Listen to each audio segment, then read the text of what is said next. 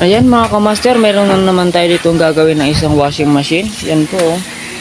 So, ang sabi ng may-ari, ang issue daw ito ay hindi pa natin alam. So, tingnan mo natin yung maganda pa yung kanyang rubber bellow yung tawagin. So, matigas pa siya mga kamaster.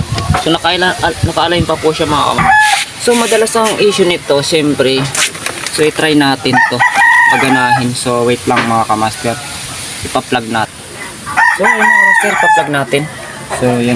O kung basta tandaan yung mga kamaster to, pag naka-on to, ito nakababa.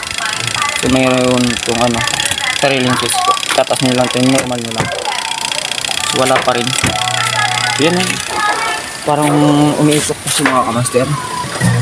Yun o. May hina umikot. Yun mga kamaster o. Umugong lang siya.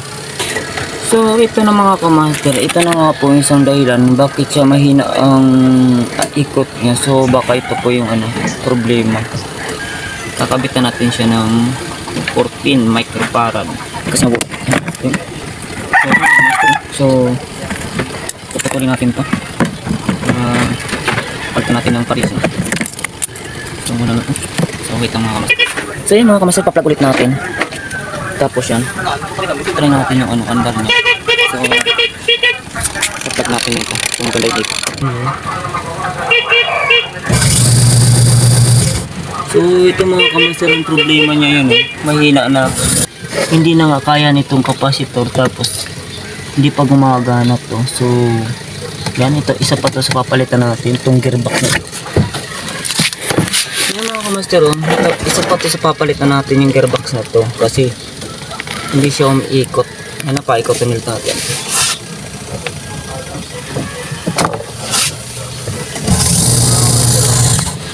Umiikot yung niya, yung motor, pero yung gearbox hindi.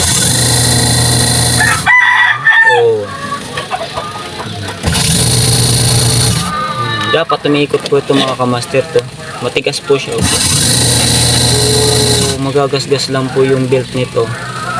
So, yan. Tapos po yan sa papalitan natin mga kamaster. Sundan nyo ating